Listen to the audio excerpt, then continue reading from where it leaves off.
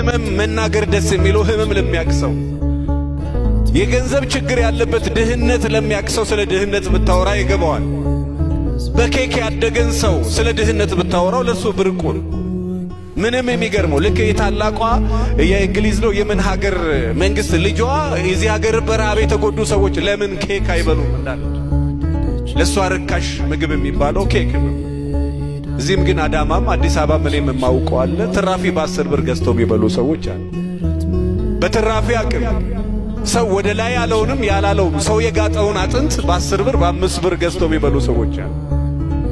ህመም ስለ ህመም ሲነገር ወገኖቼ ህመሙን የሚያቅሰው ካልሆነ ሌላ ሰው ሊረዳቸው አይችልም። እኔ ተቸገርኩ ስትሉ የተቸገረ ሰው ችግራቸው ይገባዋል። ተራብኩ ስትሉ ተርቦ የሚያውቅ ሰው የእናንተ ራብ ይገባዋል። ተርቦ የማያውቅ ሰው ስለ ራብ ብትነግሩት ምን ይገባዋል? ስለ ኢየሱስ ክርስቶስ መከራ ብትነግረው የሚገባው ሰው አለ ወገኖቼ።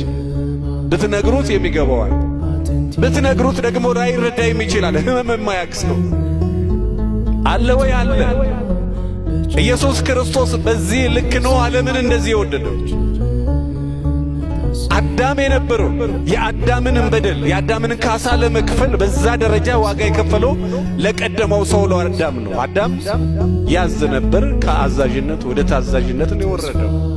ምክንያቱም አታድርግ የተባለውን በማድረግ አሁንም በዚህ ዘመን የኔና የናንተ እቺ ሀገርም ሁላችንም ያለ መባረካችን ሚስጥር ምንድነው? መጽሐፍ ቅዱስ መንግስቱ ወጽድቆ ዘንተ ወሰት መንግስቱንና ጽድቁን ፈልጉ ሌላ ሁሉ ይጨመራል። መጽሐፍ ቅዱስ ከፊት አድርጎ የሚለው ነገር አለ። እኛ ደግሞ ከኋላ የምናደርገውና ከፊት የምናደርገው ነገር በደንብ ከሰማችሁ ለካ ያልተባረኩት ከዚህ የተነሳ ነው። ወይ ስራዬ ወይ ጤናዬ ወይ ህይወቴ ያልተባረከው ሞገስና ክብር ያጣውት ከዚህ የተነሳ ነው ትላላችሁ እንላለን።